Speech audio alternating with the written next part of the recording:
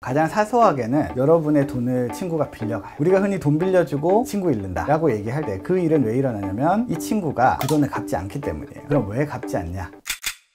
내가 뭔가 이제 해드렸는데 엄청 기뻐하시면서 빈티지 가구를 선물을 해주셨어. 그분이 약간 예술 쪽에 관심이 많은 분이거든. 그래서 이제 자, 인트로부터 해볼까? 남편한 세상의 남중구 변호사입니다. 남편한 세상이라는 이름은 저희 쫑PD님께서 지어주셨고, 이름이 좀 이상한 거 아니야? 라고 했더니 주변 분들이 감각이 있는 PD의 말을 들어라 라고 해서 했는데 어떠신지 모르겠습니다. 오늘 영상의 주제는 내 것과 남의 것입니다. 내 것과 남의 것이라는 이 두 가지, 이게 가장 이제 중요한 관념 중에 하나라고 생각을 해요. 사기꾼들은 공통적인 생각의 특성이 있어요. 그 사기꾼이 아닌 분들은 내가 내 손으로 벌어서 또는 내가 정당하게 얻은 그 돈이 자기 돈이고, 남이 가지고 있는 것은 기본적으로 남의 돈이고, 그것을 정당한 근거로 받는 것을 사회생활의 기본으로 삼아요. 근데 사기꾼들은 어떤 생각을 하냐면, 남한테 있는 돈이 어떤 형태로든 자기 주머니에만 들어오면 자기 돈이라는 생각을 해요. 남의 것과 내 것을 제대로 구분하지 못하죠. 정당하지 않은 이유로 이 돈을 가져가려고 시도합니다. 보이스피싱 같은 것도 전혀 이유 없이 이 돈을 가져가려고 들어요. 이것이 정당하게 자기가 노력을 했다거나 정당하게 가질 수 있는 돈이라고 생각하고 가져갑니다. 이게 좀 더 발전하면 어떻게 되냐면, 지나가는데 굉장히 좋은 시계를 찬 사람이 있어요. 그럼 우리 같은 경우는 어떻게 하죠? 부럽다. 돈을 벌어서 저 돈을 할 수 있을까? 아닌 것 같다.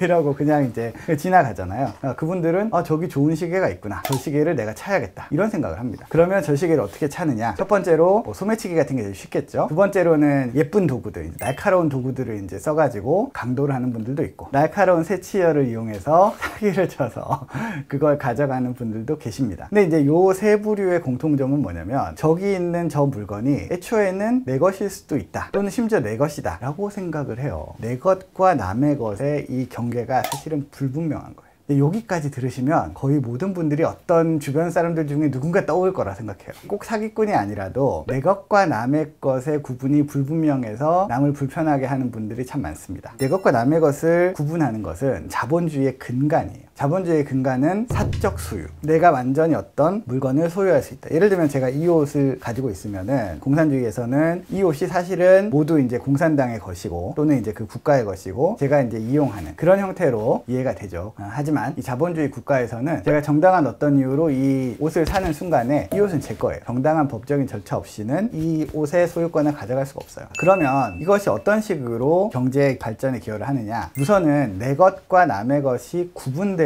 거래가 발생합니다. 만약에 내 것인지 남의 것인지 모를 때는 공평하게 나눠지는 게 아니고, 먼저 짚는 놈이 가져가거나 힘이 센 놈이 가져가거나 많이 우기는 분이 가져간다. 북한은 이제 전형적인 공산주의 사회라고 하면, 북한의 집들은 어떤 식으로 배분될까요? 랜덤? 국가에서? 랜덤으로 해주면 좋죠. 북한의 집은 사실상 권력의 순서대로 좋은 것을 차지하게 되는 것이 어떻게 보면 당연한 거예요. 누군가가 모든 것을 판단하는 사회는 똑같습니다. 이 자본주의 사회에서는 이것이 누군가의 특정한 사람의 지시나 의도, 의사 이런 것이 아니고 돈에 의해서 결정되는 거예요. 자본주의가 완벽하다든지 이런 것은 전혀 아니지만, 기본적으로는 너와 나의 거래라든지 이 삶의 이렇게 소유라든지 이런 것들은 다 그 돈에 의해서 결정되는, 이제 그 구분이 흐릿한 사람들로 인해서 굉장히 많은 일들이, 문제들이 일어납니다. 가장 사소하게는 여러분의 돈을 친구가 빌려가요. 우리가 흔히 돈 빌려주고 친구 잃는다 라고 얘기할 때 그 일은 왜 일어나냐면, 이 친구가 그 돈을 갚지 않기 때문이에요. 그럼 왜 갚지 않냐? 이 친구는 이 돈이 사실은 저의 돈이라고 생각하지 않는 거예요. 말로는 당연히 갚아줄게 이렇게 얘기하지만, 이 돈이 저한테 줘야 될 돈이라고 생각하지 않기 때문에 주지 않는 거예요. 자, 이제 요거를 조금 더 이제 확장시켜서 돈이 아니고 네 것과 내 것으로 좀 나눠볼게요. 조금 더 추상적으로 가면,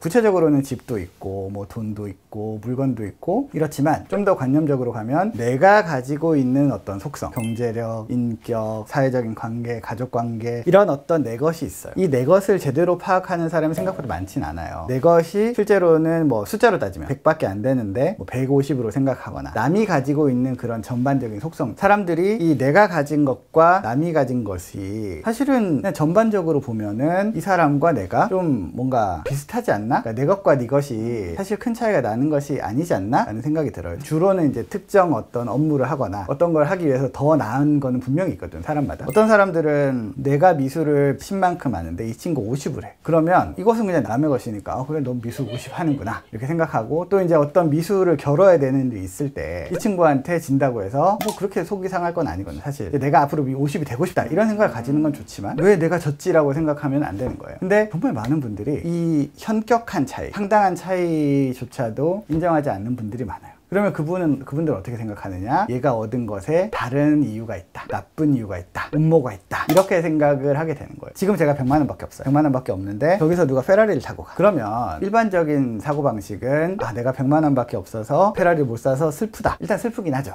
슬프긴 한데 좌절을 할 필요는 없는 거예요. 가장 좋은 사고방식은 그럼 내가 2년이든 3년이든 5년이든 10년이든 실제로 자기가 할 수 있는 플랜 안에서 돈을 모아서 저걸 사야겠다 이렇게 생각하면 100점. 그보다 조금 이제 덜한 걸 생각해 보면은 일단 내가 100만 원밖에 없으니까 저걸 가질 순 없지 라고 생각하는 게 두 번째.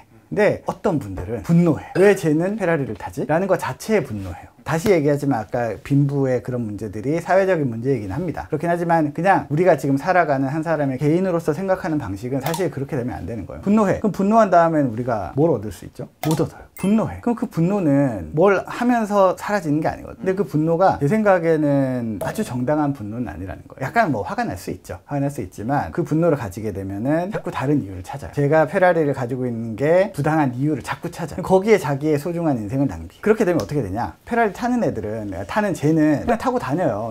내가 뭐라고 하든지 간에. 내가 그런 생각을 하지 않고 뭔가 다른 거 이렇게 내가 좋아하는 거 또는 내가 원하는 거를 해 나가면 발전할 이 시간을 낭비하게 돼요. 근데 이 낭비가 메꿔지지 않죠. 자칫하면 그런 쪽으로 빠질 수 있다라고 저는 생각을 합니다. 근데 이제 그랬을 때 제가 드린 말씀은 쟤와 나 사이에 어떤 차이가 엄청 정당하다든지 내가 평생 이렇게 산다든지 이런 생각을 하시라는 게 전혀 아니고, 왜냐면 우리나라는 진짜 다른 선진국에 비하면 훨씬 계층을 상승시키거나 돈을 많이 벌거나 하는 가능성이 높다고 저는 생각을 해요. 근데 어쨌든 뭐 온라인으로든 오프라인으로든 뭔가 번뜩이 있는 아이디어나 니즈를 잡아가지고 순식간에 떼돈을 버는 분들도 상당히 많고, 그렇지 않더라도 그냥 성실하게 자기 거를 해나가면서 돈을 버는 분들은 이것도 조금 추가를 하면 그 돈과 경력 같은 것들은 쌓이는 속도가 가속도다. 우리가 지금 머릿속으로 생각하면 내가 연봉을 4천만 원 받고 있는데 이 돈을 몇 년을 모으면 얼마밖에 안 되는 거냐 이렇게 자잘하잖아요. 근데 실제로는 그 돈을 모으는 동안에 연봉도 오르고 재테크도 일어나고 점점 더 많은 사람들하고 교류하면서 좋은 투자 기회를 얻고 어떻게든 우연히든 이제 아기가 맞아서 집을 사게 되는 경우들이 대부분이에요. 하여튼 그렇더라. 그런 얘기 갑자기 뜬금없이 하면서